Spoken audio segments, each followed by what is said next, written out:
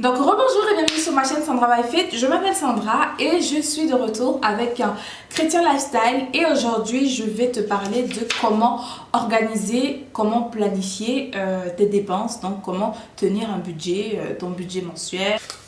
Donc, je vais commencer avec le premier conseil pour planifier tes dépenses, c'est de reconnaître que c'est Dieu le pourvoyeur. Alors, c'est très important de reconnaître que c'est Dieu le pourvoyeur parce que c'est Dieu qui est notre créateur, c'est lui qui est maître de toutes choses, c'est lui qui nous donne toutes choses, c'est lui qui nous permet d'avoir la santé pour pouvoir travailler et avoir ses revenus. C'est Dieu qui donne tout, qui est le pourvoyeur en toutes choses, la santé, le souffle de vie, les forces pour aller travailler, etc. Donc, reconnaître que il faut être reconnaissant envers le Seigneur pour tout ce qu'il te donne. Même si pour toi, tu estimes que c'est pas assez, c'est pas ci, c'est pas ça. Commence d'abord par être reconnaissant, mon frère, ma soeur, parce qu'il y a véritablement une puissance derrière la reconnaissance, d'accord?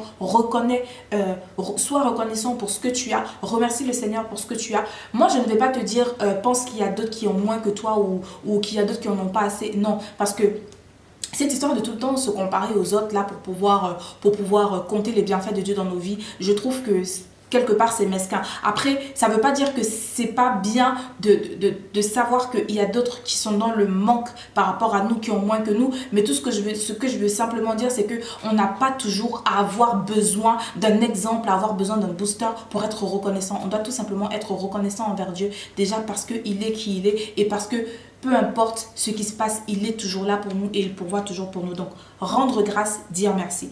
Ensuite, il faut honorer le Seigneur avec tes biens, d'accord? Il faut honorer le Seigneur avec ce qu'il te donne. Et on va le voir tout à l'heure dans la planification en elle-même, comment ça se passe se dérouler. Il faut honorer le Seigneur, que ce soit au travers de dons que tu peux faire aux personnes autour de toi, que ce soit au travers de la dîme que tu peux donner à l'église. Peu importe, tu dois honorer le Seigneur avec tes biens, que ce soit de la façon même dont tu dépenses ton argent, d'accord? Que tu dépenses l'argent que le Seigneur a mis entre tes mains, que tu dépenses tes biens, il faut toujours penser à honorer le Seigneur parce que après tout, ce sont ses biens à lui qu'il nous a juste prêté pour un temps, d'accord? C'est lui qui met tout ça entre nos mains et comme il y a un pasteur sur MC qui le dit, nous ne sommes que des intendants, d'accord, de ce que le Seigneur nous donne.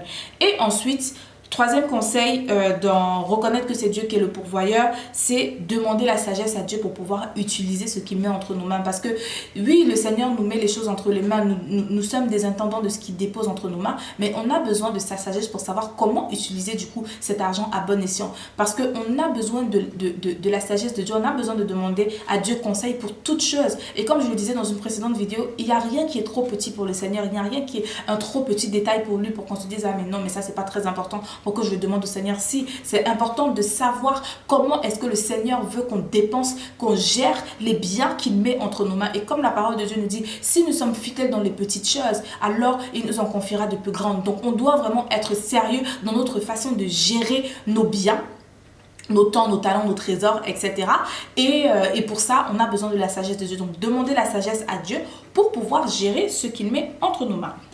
Ensuite, le deuxième conseil, c'est faire une wish list ou encore une liste d'envies, de besoins en début de chaque mois. D'accord? Donc, c'est important de faire la wishlist comme ça. Comme moi je dis toujours, il y a vraiment une puissance derrière le fait d'écrire. Il y a vraiment quelque chose que je ne pourrais pas expliquer derrière les écrits, tu vois. Quand tu poses les écrits, ça te permet d'avoir une vision d'ensemble, ok?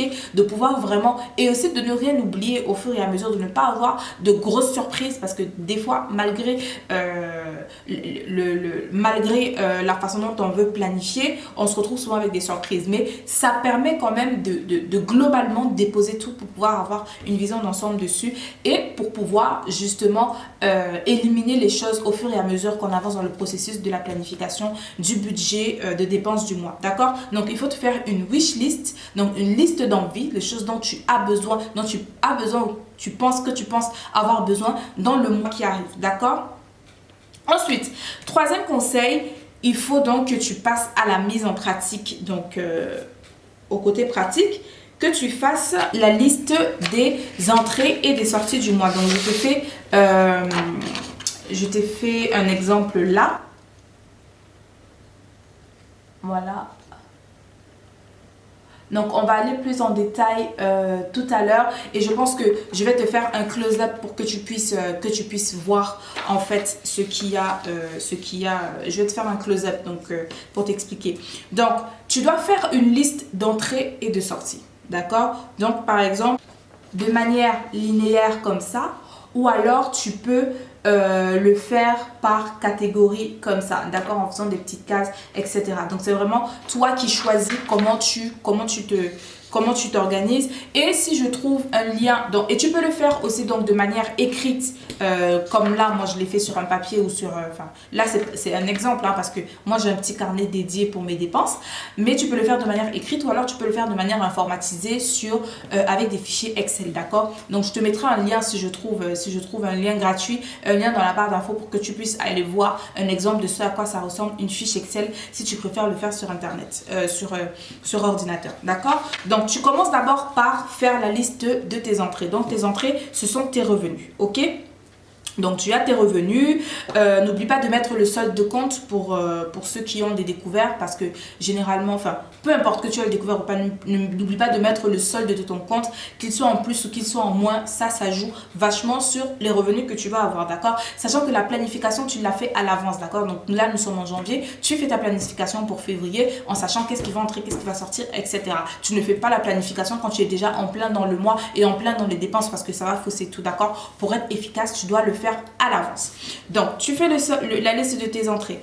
Ton salaire, donc tous les revenus que tu as, ça peut être le salaire, ça peut être tes allocations, bourses, les pensions alimentaires, etc., etc.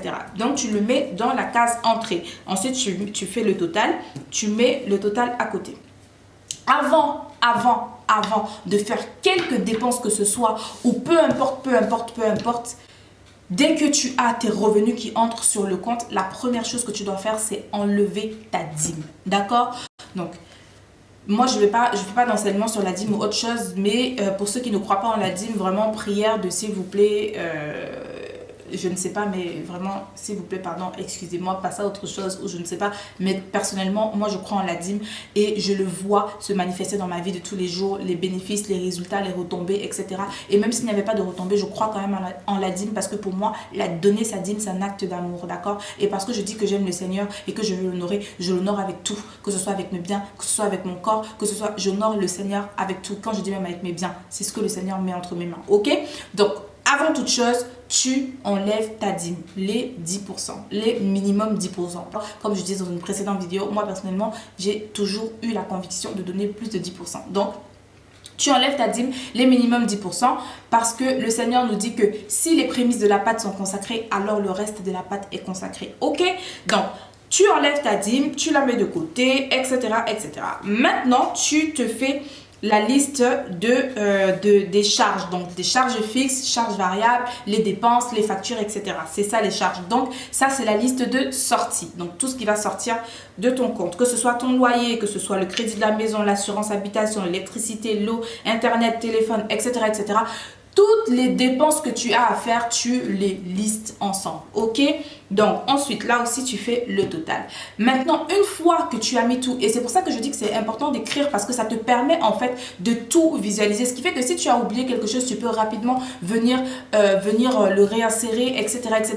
Et d'où le fait aussi de le faire en avance parce que du coup, ça te permet de pouvoir anticiper, ok, et de savoir exactement sur quelle base tu dois partir pour commencer à faire les dépenses autres que les dépenses fixes, donc tes charges fixes, donc tes factures, etc., etc.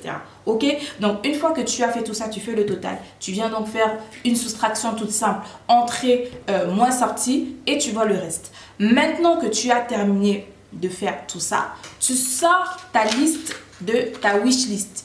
Comme je te disais au début, c'est important de commencer à faire d'abord la wishlist. Tu sors ta wishlist et tu vas voir maintenant par rapport à ton budget restant, ce qui te reste, d'accord? Si par exemple, tu as fait ta wishlist et sur ta wishlist, ça te faisait que tu as besoin de t'acheter des choses pour 400 € et que tu te rends compte que dans ton budget, il ne te reste que 200 €, très clairement, tu ne vas pas acheter tout ce que tu avais mis sur ta wishlist. Tu vois ce que je veux dire? Il y a des choses forcément que tu vas supprimer parce que tu vas te rendre compte finalement qu'il y a peut-être des choses qui ne sont pas vraiment importantes, des choses dont tu n'as pas vraiment besoin, des choses qui peuvent attendre, qui ne sont pas urgentes. Parce que des fois, et surtout nous les femmes, quand on a besoin de quelque chose, on se dit que soit j'ai ça là maintenant, soit je vais mourir, je peux pas attendre. Tu vois ce que je veux dire? Ça te permet vraiment d'être lucide, d'avoir vraiment la tête bien posée sur les épaules et de prendre tes responsabilités en main et te dire, ok, ma fille, toi, là, t'as pas besoin de ça. Ça peut attendre. Ça, c'est même pas important. J'en ai pas réellement besoin. C'était juste un coup de tête. C'était juste un achat impulsif, etc., etc. D'accord? Une fois donc que tu as ton budget restant, tu prends ta wishlist et tu te rends compte de ce que tu as réellement besoin et de ce que tu peux vraiment dépenser. D'accord? Et aussi, une astuce pour ne pas dépenser de manière aléatoire, de manière impulsive, retire le cash. Moi, c'est quelque chose que j'ai commencé à adopter très récemment et je me rends compte vraiment que j'ai plus de contrôle sur mon budget que quand je paye directement avec ma carte. Parce que la carte, c'est trop facile, c'est trop rapide. Tu vois ce que je veux dire? Et voilà, tant que la carte, elle passe, c'est bon, la carte, elle passe. Non. Tu ne vois pas au fur et à mesure et c'est après quand tu vas faire les comptes, quand tu vas jeter un coup d'œil sur le compte que tu te rends compte, oh purée, là j'ai un peu abusé, tu vois. Non. Retire du cash, tu te fais des petites enveloppes et le coût des petites enveloppes, je l'ai vu dans une émission de Parole de Femmes. Si je retrouve l'émission, je te mettrai ça en barre d'infos. C'est vraiment très astucieux de faire des petites enveloppes de budget. Par exemple, pour les courses, tu sais que tu as peut-être besoin de faire des courses de 50 € par semaine, d'accord? Tu retires 200 €, tu fais des petites enveloppes de 50 € de courses par semaine, tu les déposes, tu les as à portée de vue, comme ça tu sais que voilà, quand je vais faire mes courses, je prends directement mon cash et je vois au fur et à mesure comment je dépense mon argent. Donc avoir le cash, c'est vraiment une astuce pour pouvoir maîtriser ton budget parce que quand tu vois comment l'argent il est en train de partir comme ça de manière physique, là tu te dis oh quand même, voilà, tu vois, si je suis sortie, j'ai dépensé, j'ai retiré 100 €, je rentre à la maison, il me reste 20 €. Tu vois ce que je veux dire? Donc ça aussi c'est une petite astuce. Donc, comme je te disais, maintenant que tu as terminé de faire ça et que tu vois le budget à la fin, tu te rends vraiment compte. Déjà, tu as tout ça devant toi qui te permet de voir ce dans quoi tu dépenses, tu vois, et de pouvoir couper, en fait, ce qui n'est pas important. Par exemple, dans les loisirs, si tu as un abonnement Netflix, tu as un abonnement sur CanalSat, tu as un abonnement ci, tu as un abonnement ça, tu vas te rendre compte des petits voleurs d'argent, tu vois, tu vas te rendre compte des petits trous dans les poches, tu vois, des choses que tu as qui ne te sont pas vraiment utiles, qui ne te sont pas vraiment nécessaires, qui ne te sont pas vraiment indispensables, que tu peux couper. Parce que je me suis rendu compte que quand on fait souvent nos budgets ou quand on se rend compte qu'il y a un mois où ça va être plus serré que l'autre, généralement on a tendance à vouloir couper la dîme, où on se dit oh mais c'est pas grave, je donnerai un peu moins de dîme ce mois, parce qu'on ne veut pas se serrer la ceinture, parce qu'on n'a pas cette conscience là qu'on a vraiment besoin d'honorer le Seigneur avec nos biens. C'est toujours à la dîme qu'on pense à couper, et parce qu'on ne veut pas se serrer la ceinture, parce qu'on ne veut pas se priver, on pense à enlever sur ce qu'on doit donner au Seigneur au lieu d'enlever sur ce qui ne nous est pas vraiment important dans nos vies de tous les jours. Tu vois ce que je veux dire? Donc au lieu de couper par exemple sur les dons que tu fais, parce qu'il y en a qui font des dons, qui vont se dire ok c'est pas grave, ce mois je ferai juste pas de dons et puis c'est bon, je pourrais garder mon abonnement, ce mois je ne donnerai pas la dîme et je pourrais m'acheter la paire de chaussures que je convoite. Tu vois ce que je veux dire? Alors que non, on doit vraiment avoir les priorités en place, là, savoir qu'il y a vraiment des postes importants. De la même façon que tu ne vas pas utiliser ton loyer pour aller jouer au loto ou alors pour aller claquer en une soirée en boîte de nuit, de la même façon tu ne vas pas toucher à ta dîme parce que ça c'est quelque chose, c'est d'office, c'est là, tu ne dois pas y toucher. Tu ne dois pas toucher aux dons que tu fais parce que ces organismes là auxquels on fait ces dons ont besoin de ces dons pour pouvoir fonctionner, ont besoin de ces dons pour pouvoir aider les personnes qu'ils aident. D'accord? Donc avoir ces priorités en place et savoir qu'il y a des choses qui sont établies, des postes de dépenses qui sont établis auxquels on ne doit pas toucher, et que s'il y a quelque chose d'autre à toucher, c'est réduire vraiment le superflu, d'où le fait de faire son budget mensuel pour pouvoir vraiment avoir une vue d'ensemble et pouvoir savoir qu'est-ce qui est important, qu'est-ce qui est urgent, qu'est-ce qui peut attendre et qu'est-ce qui finalement doit disparaître tout simplement de notre quotidien. Et le dernier conseil, c'est couper son autorisation de découvert. Parce que ce processus-là, c'est quelque chose que tu commences et au fur et à mesure que tu sauras gérer ton budget, tu verras que le découvert, finalement, tu n'en as pas besoin. Parce que laissez-moi vous dire, les amis, j'ai vécu sur le découvert pendant tellement longtemps que je sais que ce truc, ce n'est qu'un outil vraiment pour nous rendre dépendants et pour nous amener à consommer et pour nous amener à vivre au-delà de nos capacités, au-delà de nos moyens, et donc nous tenir esclaves en fait finalement, tu vois, parce que tu te rends compte que Quand tu fais tes comptes, il ne faut pas compter le découvert comme étant ton argent parce que le découvert, c'est pas ton argent. Le découvert, c'est un prêt. Tu vois ce que je veux dire? Et un prêt, le découvert, c'est comme un prêt à vie, tu vois. Alors que ça ne fait plaisir à personne de vivre à crédit. Ça ne fait plaisir à personne de vivre sur des prêts. D'accord? Donc, ce processus-là te permettra de pouvoir gérer ton budget et d'arriver au point de totalement couper ton découvert, de te dire, ok, je n'ai plus besoin de ces découverts. Aujourd'hui, je vis uniquement et essentiellement sur les revenus que j'ai et je ne suis plus redevable à personne. Et en plus de ça, je sais gérer mon argent. Et en plus de ça, je suis agréable au Seigneur. Et en plus de ça, ça me permet de prendre en maturité. Tu vois ce que je veux dire? Je ne sais pas si je suis très claire dans mes explications là, mais moi, c'est quelque chose que je n'encourage pas à avoir. Et je déconseille très fortement. Pour les personnes qui vont me dire, mais non, on a tous besoin du découvert, ça aide souvent, etc., etc. C'est pas faux. Mais c'est pas totalement vrai non plus parce que justement, comme je le dis, si on apprend à gérer complètement ce qu'on a entre nos mains en apprenant à avoir les bonnes priorités au bon endroit, alors on n'a pas besoin de se découvrir. Tu vois ce que je veux dire? C'est encore là un renouvellement de pensée, de se dire, ok, j'ai été conditionné à me dire que j'ai automatiquement besoin de découvert. Mais si tu remarques bien, le découvert, il te sert toujours à vivre au-delà, à vivre dans le superflu. Parce que tu as contracté peut-être des crédits ou des choses dont tu n'avais pas besoin. C'est vraiment qui t'encourage à être dans le superflu, à vivre au-delà de tes moyens, alors qu'on n'a pas à vivre au-delà de nos moyens. On doit apprendre à gérer peu pour pouvoir savoir gérer plus, ok?